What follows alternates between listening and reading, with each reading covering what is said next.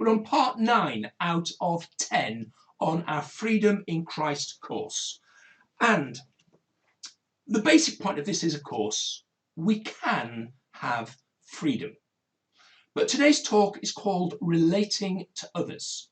Because there's an issue, isn't there? That we have freedom, and therefore if we have freedom that we can do whatever we want, excepting consequences and things obviously, but if we can do whatever we want, then how does that affect our relationship with others? Does it mean that we can do what we want regardless of others? And on the one hand, yeah, you can, but on the other hand, it's going to have issues, isn't it? So in another sense, you can't. We have to recognise that your actions and your attitudes will have an impact on other people. And likewise, other people's actions and their attitudes is going to have an impact on you as well. So this topic of how we relate to one another is going to impact our freedom and the freedom of those around us. So not surprisingly, God has got an awful lot to say on this matter of how we relate to others. I'm going to talk about 3 areas. Firstly, unity within the church. Secondly, our rights and responsibilities. And thirdly, what do we do when things go wrong? So the first of those is unity in the church. Psalm 133, reading verses 1 and 3, says this: How good and pleasant it is when brothers live together in unity, for there the Lord bestows his blessing, even life forevermore. And in John 17, verses 20 to 21, this is part of the longest prayer that we have, that Jesus prayed. So I'm not saying he didn't pray longer prayers, but this is the longest recorded prayer. And this section of this prayer says, My prayer is not for them alone. I pray also for those who will believe in me through their message. So that's us. We are believing through the disciples' message. That all of them may be one. Father, just as you are in me and I am in you, may they also be in us, so that the world may believe that you have sent me. The longest prayer that Jesus recorded, that we have of his that's recorded, is all about unity. It is important. We need to recognise that the impact of the church is affected by how we relate to each other. We need to understand that the effectiveness of the church is affected by how we relate to each other. I mean, you think about something like Food Bank. Food Bank only works because you have lots of individuals doing their part. And as each part works together, you end up with something fantastic happening like Food Bank. If we weren't relating to each other well, that wouldn't be happening. And thirdly, the presence of God, the way that God moves among us, that is affected by the way that we relate to one another. And so we need to recognise unity as an important thing. In fact, unity is one of the strongest constructive forces in the universe. Disunity is one of the strongest destructive forces in the universe. So it's really important that we have unity. And to be honest, not just within the church. You know, when your family is in unity, when your workplace is in unity, when the team you support is in unity, things go well. But when disunity comes in, it becomes destructive. So let's look at some of these practical things that God has to say about having that unity. It brings us to our second area that we're talking about today, which is rights and responsibilities. Now, your rights are about how you can expect people to treat you. So I have certain expectations, I have certain rights about how I should be treated. Responsibilities are more about how I treat other people. We have the two, don't we? Rights, how we expect to be treated. Responsibilities, how we should be treating others. The question is this: where is your focus? Consider a marriage. Consider that partnership. If the two people in a marriage or any partnership focus on their rights, You should treat me this way. I demand this from you. I deserve this from you. What kind of marriage is that? And yet, if the two partners focus on their responsibilities, how can I show love? How can I show kindness? How can I help? You get a very different kind of marriage. Think about the parent-child relationship. If a parent or a child is all about, I demand this, I insist upon this, my right is to get this from you, you should do this for me. What kind of relationship is that? Whereas if both parent and child are focusing on their responsibilities, what can I do to help? What can I do to support? You get a very different relationship. Same within church. You can be a part of a church and you can focus on your expectations. What do I expect the church to do for me? What do I expect to get out of it? What do I expect the pastor to do for me? Those are your rights. What about your responsibilities? What you do to contribute to the church, your tithes, your offerings, what you do to support the leadership. You get a very different church if people are focused on rights or if people are focused on responsibilities. You know, it's true, to be a citizen of a country, a lot of people focus on the rights that they have as a citizen. But actually, we also need to remember our responsibilities too, what we contribute to society. So, rights and responsibilities, where is your focus? Now, obviously, we do have rights, but the focus should be on the responsibility. There's a specific responsibility that the Bible implies, certainly it says it, maybe not in the exact verse, but a certain responsibility that you have. You have responsibility for your character, for the way that you act, for your attitudes. You are responsible for your character. You're not responsible for other people's character. Much as we may want to go round correcting others, much as I may think that Hillary will benefit if I correct her, if she does something, actually, my responsibility is for my character, not for other people's character. Romans 14:4 says, who are you to condemn someone else's servants? They are responsible to the Lord, so let him judge whether they are right or wrong. And with the Lord's help, they will do what is right and will receive his approval. You see, focus on your character, not the character of others. Leave them to God. If we're aware of our own weaknesses, then that's going to impact on the way that we feel about others and their weaknesses. If I use my freedom to focus on other people's faults, what good does that do me? I look at people and I criticize and I pick holes in what they do. How does that benefit? It doesn't benefit me at all. But if I use my freedom to focus on my faults and weaknesses, how does that benefit me? Tremendously. That's where my maturity can come in. That's where I can get a better life. Doing that will help me improve my relationships. So I have a responsibility to focus on my character, not on other people's characters. However, I do have a responsibility when it comes to other people, and that is to help them with what they need.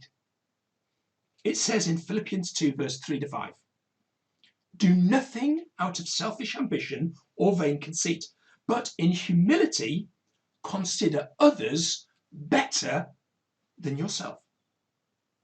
Each of you should look not only to your own interests, but also to the interests of others. Your attitude should be the same as that of Jesus Christ. You don't look just on your own interests, but at the interests of others. Now, I do need to put on a little proviso here. Obviously, so far as you can remain healthy. If you spend all your time looking after other people's interests and no time looking after your own, you'll make yourself ill, and then you won't be any good to anybody. But in as far as you can manage it, you can do this in a healthy way, a sustainable way, then you have a responsibility to look after other people's interests. Okay, we've looked at the importance of unity. We've looked at our rights and responsibilities, where our focus is.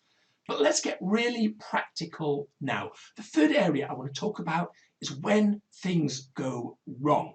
And let's face it, that's when you feel it, isn't it? When your relationship's going well, you don't even necessarily notice. But when it goes wrong, that's when you want to do something about it.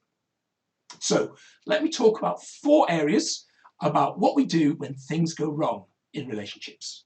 First, a basic principle. Secondly, what we do if we see a Christian who's caught in a sin. Thirdly, what if a Christian sins against us? And lastly, what if someone starts accusing us of something, rightly or wrongly? We're the one that's being accused. 4 areas where we need to consider how we relate to others. Let's look at the first one. The basic principle when others are doing wrong is this: you use your free will to show love. You have a choice about how you react, and the Bible says you show love. Matthew 5:44, Jesus said, "Love your enemies, pray for those who persecute you." So, you don't start with your rights, you don't start with a confrontation with the person, you don't turn it into a fight. The fact that something's going wrong, don't make a fight out of it, don't make it a confrontation, because that is going to end badly. There is an element of love that person and leave it to God. Now, whilst that's the basic principle, I do want to refer you back to a couple of weeks ago when we were talking about forgiveness and those difficulties.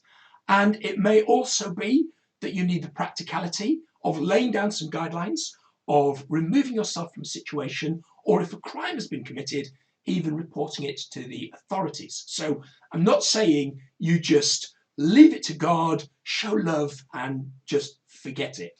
There are, in other cases, those extra parts. But the basic principle is to show love. Let's look at those 3 special cases then. What if we see a Christian caught in a sin? Galatians 6:1.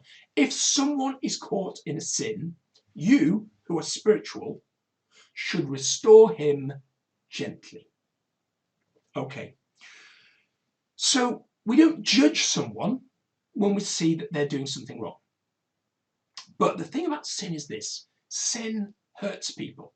It hurts the person sinning, or it hurts the people around them, or it hurts both. And there is absolutely a place for us to recognize when there is hurting going on and to want to come in and do something to support and help. Now, this is not judging someone. This is not condemning someone. The Bible tells us we don't judge, we don't condemn. However, what we do sometimes do is intervene to try and restore them. If you're in that situation, check your motives, check your responsibilities. Is your motive in going to that person to try and restore them, is that genuinely what you're trying to do? Or are you actually just trying to be horrible to them, to point out their problems, to try and make things better for you? This is saying about helping someone in order to make it better for them. So check your motives. Also check your responsibilities. Is the person that you're thinking about helping, are you the right person to do that? If they're a member of your family, probably. If you're a member of a leadership team at a church and they're in the church, probably. If they're virtually a stranger to you, it's probably not you that should be going to try and point out that they're hurting themselves, they're hurting people, and they need to put things right. So check your motives and responsibilities. If you are going to say something, it's important that you focus on their behaviour, not on their character. For example, if someone's telling lies, you don't attack their character. You don't say, "You're a liar, you're untrustworthy." What you do is you focus on the behaviour. You said that, and it's not true. Now, you're not a liar. Why are you doing these things? You see, if you focus on the behaviour, it's less of a confrontation. You're not making an accusation about the person. You're just pointing out an individual behaviour. That makes it a much easier conversation to have.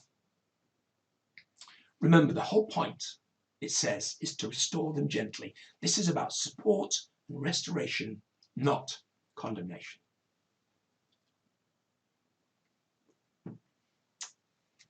Let's look at the third case.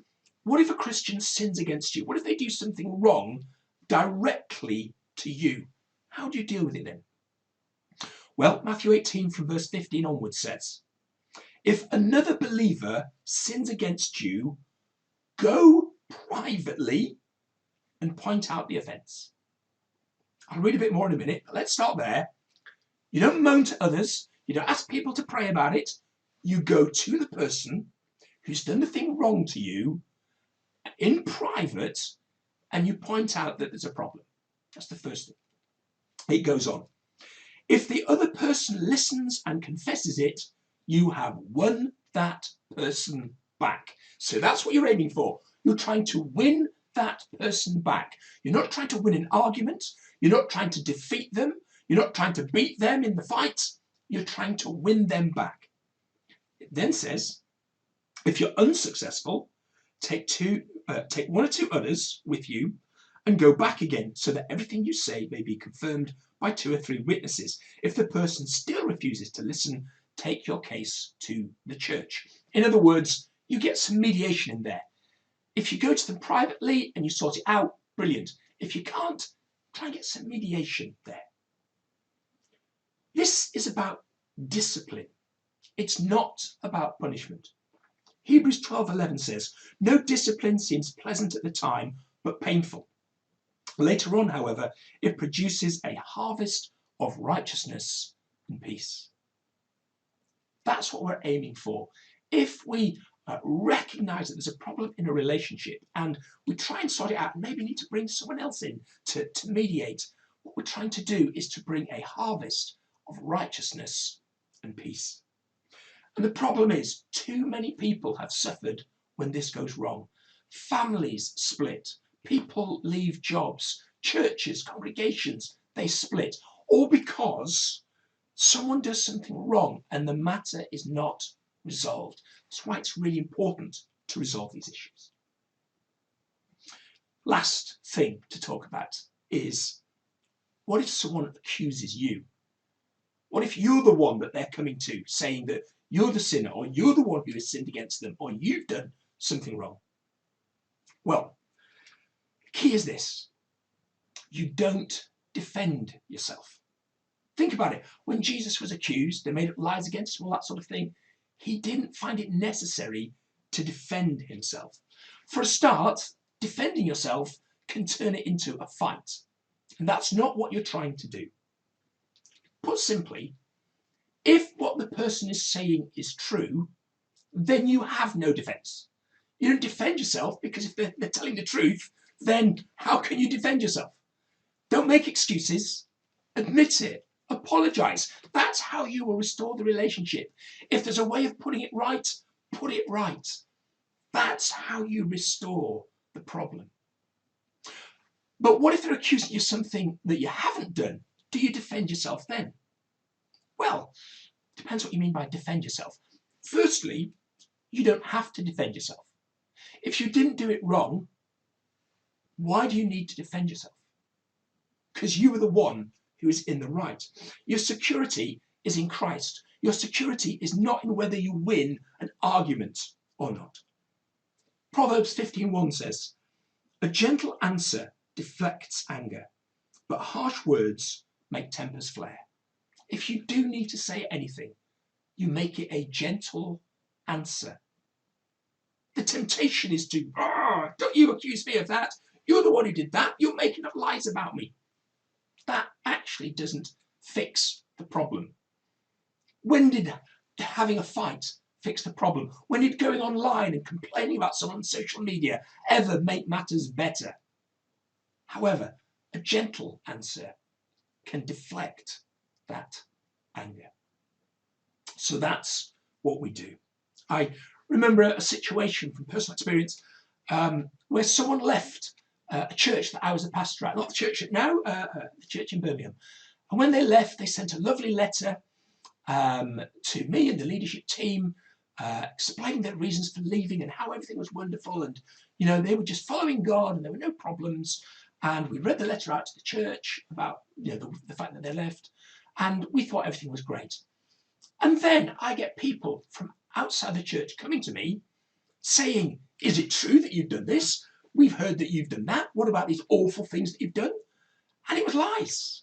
It was just stuff that had been made up that this person was saying about our church. And I wanted to defend myself. I wanted to fight back. I wanted to let them know some of the things that this person had done, tell my side of the story. And I prayed about it, and I just thought, this is not going to help matters. I'm in the right. I don't need to defend myself. And all I said to people who came wanting to get into detail, I just said, look, you know me, you know them. Trust who you want to trust. I know that I'm in the right. I know that I've done nothing wrong. I'm not going to defend myself. I'm not going to explain anything that happened. You don't need to know any details. If they want to go saying things, that's up to them. For me, I'm just going to get on with doing the things that God has called me to do. A bit like Nehemiah did when they falsely accused him. It's a very practical solution. And then things die down. And you might think, yeah, people think those lies about me. Hey, sometimes people make up lies. They'll believe them or they won't. Don't focus on defending yourself. Focus on God. So, to finish, we've been talking about relating to others. That key, that your actions and attitudes impact other people, and their actions and attitudes impact you. And therefore, we have rights and responsibilities, and it's important where that focus is, because it will affect all our relationships, our families, where we work, our neighbours, and of course, church. That's why relating to others is so important to our freedom. And a verse that kind of sums up what we need to do is Romans 12:18. If it is possible, as far as it depends on you, live at peace with everyone. If it's possible, it isn't always. So far as it depends on you, sometimes it doesn't depend on you, it depends on others. But if it's possible, as far as it depends on you, live at peace with everyone. And those principles that I've talked about should help you to do that.